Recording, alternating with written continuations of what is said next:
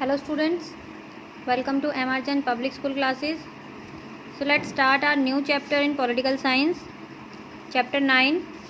Chapter name is Recent Development in Indian Politics. Let's start the chapter. हमारा first topic है context of the 90s. देखिए, हम previous chapter में कांग्रेस से related सारी चीज़ें पढ़ चुके हैं.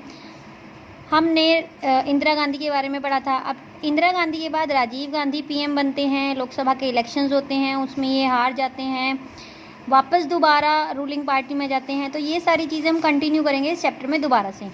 मेन इसमें अगर हम देखते हैं तो मेन कुछ 4-5 डेवलपमेंट्स इस टॉपिक में चैप्टर में हाईलाइट्स की गई हैं. फर्स्ट डेवलपमेंट क्या हुई थी, देखिए.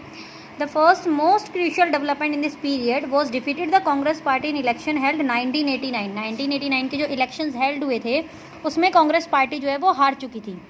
ठीक है. The party that had won as many of 415 seats in the Lok Sabha in 1984, जो कि 1984 में इतनी सीट से जीती थी और 89 में वो हार चुकी है. अब क्या होता है, द इलेक्शन ऑफ 1989 मार्क, ये किस चीज़ का मार्क है, एंड द पॉलिटिकल साइंटिस्ट, जिसे हम कांग्रेस सिस्टम भी बोलते हैं. तो फर्स्ट ये क्रूशियल डेवलपमेंट हुई. सेकंड डेवलपमेंट होती है इसमें मंडल इशू. मंडल इशू क्या है, देखिए. इस टाइम पर जो गवर्नमेंट के रूल वो थे, उस टाइम पे जो रूलिंग पार्टी थी, उन्होंने क्या कहा कि जो बैकवर्ड क्लासेस हैं, जैसे कि ओबीसी है और भी लोग हैं, उनके लिए सीटें रिजर्व्ड करनी चाहिए जॉब में. तो second development was rise of the Mandal issue in national politics. The new national front government 1990s to implement the recommendation of the Mandal Commission that job in central government should be reserved for other backward classes. इनके लिए अब job reserve की जाएगी. OBC reservation was known as a Mandal issue was to play an important role in shaping a politics since 1989. ये हमारी second development हुई. Now third development, the economic policy followed by the various government took a radically different turn. अब क्या हुआ था, जो economic policy थी उसे अलग अलग तरीके से, मतलब उसमें चेंजेस करने स्टार्ट किए गए. तो इसे क्या बोला गया, initiation of the structure adjustment programme और the economic reforms. Economic reforms होने स्टार्ट हो गए थे बाय द राजीव गांधी. इन्होंने चेंजेस करने स्टार्ट कर दिए थे 1991 में. And radically changes the direction that Indian economic and pursued since independence. तो ऑब्वियस सी बात है, इंडियन इकोनॉमी में भी चेंजेस होंगे. अब फोर्थ क्या था हमारा, number of event cumulate in the demolition of dispute structure Ayodhya. Babri मस्जिद इन दिसंबर 1992. अब करंट में भी ये टॉप चल रहा है, अयोध्या कांड का, बाबरी मस्जिद का, राम मंदिर का चल रहा है. तो ये इशू उस टाइम पे करंट में था.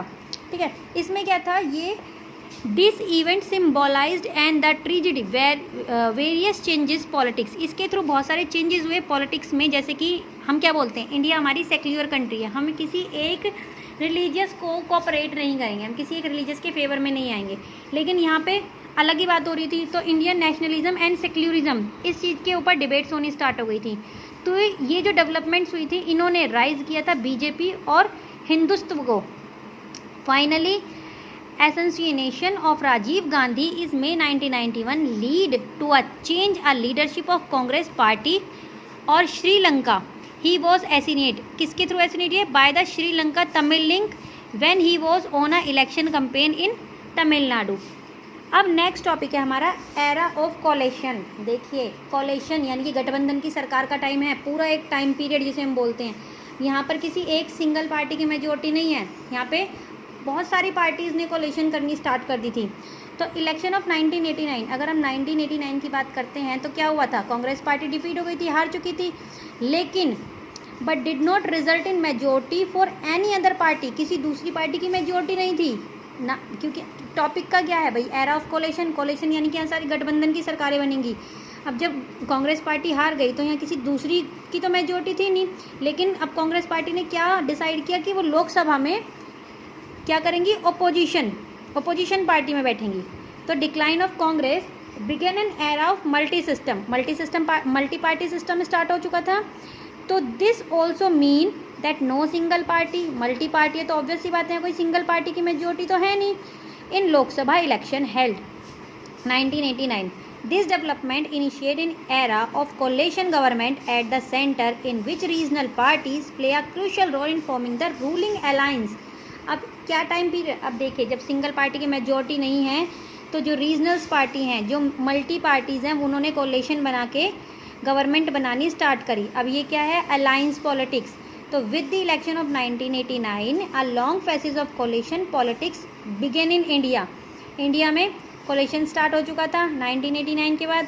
तो since then there have been 9 government at the centre, all of which have either been coalition government और माइनॉरिटी. अब क्या थी, या तो कोई कोलेशन वाली गवर्नमेंट्स थी, उसके अलावा माइनॉरिटी वाली गवर्नमेंट थी. तो सपोर्ट किया, एक दूसरे को सपोर्ट करे, तो which had not a joint government, तो इनकी जॉइंट गवर्नमेंट नहीं बनी.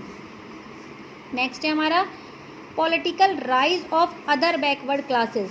अदर बैकवर्ड क्लासेस इसमें से, जैसे कि अभी हमने मंडल इश्यूज पढ़े थे, उसमें क्या था कि रिजर्व्ड कर दी जाएंगी किसके लिए सीटें, बैकवर्ड क्लासेस के लिए सीटें. तो यहाँ पर क्या होने लगा था, political rise of other backward classes में. तो one long term development of this period was rise other backward classes. बहुत सारी बैकवर्ड क्लासेस राइज होने लगी थी जिन्हें ओबीसी बोलते हैं, क्योंकि इन्हें रेफर कर दी गई थी administrative category. Other backward classes these are community other, कौन कौन सी कम्युनिटी, एससी शेड्यूल कास्ट और ST schedule tribes, who suffer from educations and social backwards, जो कि अब तक एजुकेशनली और सोशल बैकवर्डनेस को सफ़र कर रही थी. लेकिन अब गवर्नमेंट ने इनकी सीटें रिजर्व कर दी, तो वो चीज़ इनकी रिमूव हो चुकी थी. इन्हें हर जगह there is also refer to a backward caste. Next है मंडल इम्प्लीमेंट. मंडल इम्प्लीमेंट क्या है, अभी हमने क्या पढ़ा था, मंडल इशू पढ़ा था. मंडल इशू में हमने क्या देखा था कि इसमें बैकवर्ड क्लासेस के लिए सीटें रिजर्व कर दी गई हैं जॉब में. तो मंडल इम्प्लीमेंटेड में क्या होता है, इन 1980 Janata Dal brought a together similar combination of political group with strong support. किसका स्ट्रॉन्ग सपोर्ट मिलता है जनता दल को, ओबीसी का. तो इन्होंने क्या डिसाइड किया, जो नेशनल फॉर्म गवर्नमेंट है इन्होंने इम्प्लीमेंट किया मंडल कमीशन, और इसकी हेल्प भी करेंगे. ठीक है, तो the intention national debates and against the reserved in job made people from the OBC community more aware of this identity. क्या होता है कि ये इसके लिए डिबेट्स होने लगी थी, किसके अगेंस्ट होने लगी थी, जो जॉब रिजर्व करनी स्टार्ट कर दी थी. तो जो ये ओबीसी वाले लोग थे, कम्युनिटी वाले लोग थे, ये अब अपनी इस चीज़ के लिए बहुत ज़्यादा, अपनी आइडेंटिटी के लिए बहुत ज़्यादा अवेयर होने स्टार्ट हो गए थे कि कितने बेनिफिट्स हैं अब इसके लिए. इसी का नेक्स्ट पॉइंट है इट हेल्प. ये हेल्प किस में करेगी, who wanted to mobilise these group in politics, कि इन पीपल्स को अब हम पॉलिटिक्स में इन्हें एंट्री मिल रही है ईजीली. ठीक है, तो this period saw the emergency of many parties that sought better opportunity for OBC. Obvious सी बात है, जब इन्हें जॉब इनकी रिजर्व हो गई, सीटें इनकी रिजर्व हो गई, तो ओबीसी को क्या मिली, बेटर अपॉर्चुनिटी प्रोवाइड की जाएगी हर एक जगह, एजुकेशन में भी, एम्प्लॉयमेंट में भी. तो this party claim that since OBC constitute a large segment of Indian society, it was only a democratic that the OBC should get adequate representative in administration and have their due to share of political power. तो यहाँ पे हमारा ये book chapter का कुछ part ख़त्म होता है. लेफ्ट पार्ट जो बचा हुआ है वो हम नेक्स्ट वीडियो में कंप्लीट करेंगे. Thank you, have a nice day.